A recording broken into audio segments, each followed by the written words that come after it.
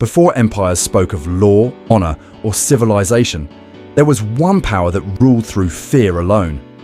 They didn't hide their cruelty or apologize for it. They immortalized it.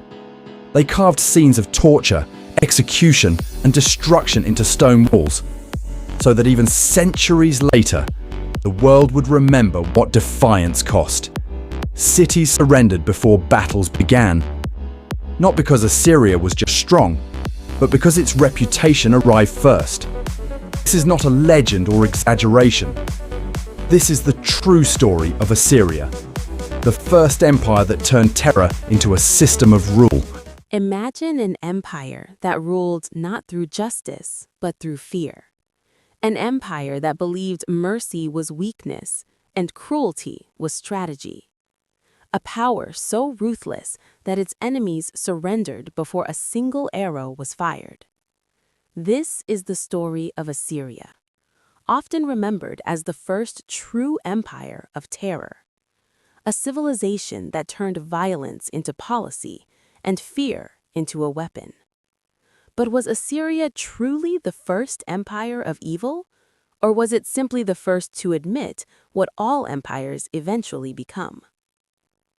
The story begins in Mesopotamia, between the Tigris and Euphrates rivers. In this land of fertile soil and constant conflict stood a modest city called Ashur. In its early days, Assyria was not a war machine. It was a trading society. Its people farmed, bartered, and survived like many others around them. But Mesopotamia was never peaceful. Empires rose and fell rapidly, and survival depended on strength. Over time, Assyria learned a brutal lesson. To remain weak was to disappear. Faced with constant threats, the Assyrians made a deliberate choice. They would not merely defend themselves, they would dominate.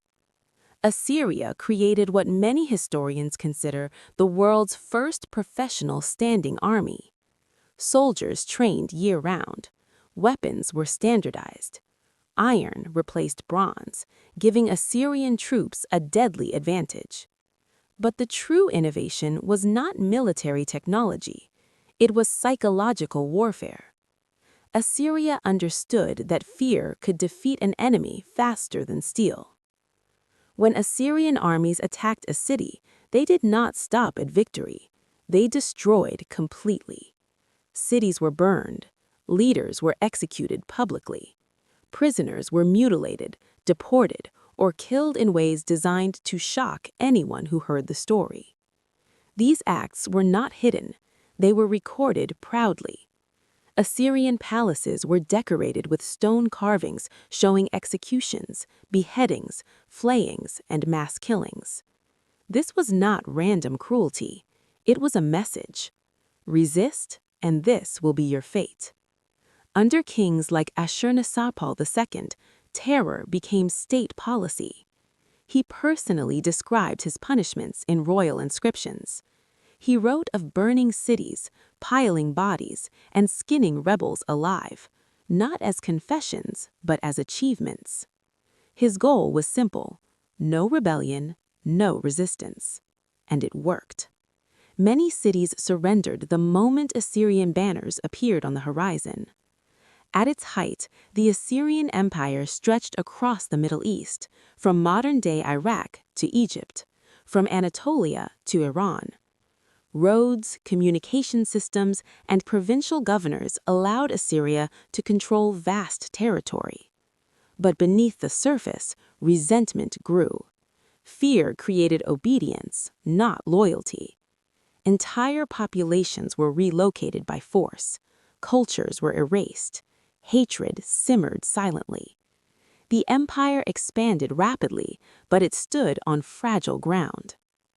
By the late 7th century BCE, Assyria's enemies united. The Babylonians and Medes formed an alliance. In 612 BCE, they attacked Nineveh, the heart of Assyria. This time, there was no mercy. The city was burned, its palaces collapsed, its people were slaughtered. The empire that once terrorized the world vanished almost overnight. Assyria is remembered today as the first empire of evil, but history is rarely so simple. Other empires committed similar acts. They conquered, enslaved, and killed. The difference is that Assyria documented its cruelty openly. It carved its violence into stone. In doing so, it revealed an uncomfortable truth. Empires are not built on virtue, they are built on power. And power, when unchecked, always leaves blood behind.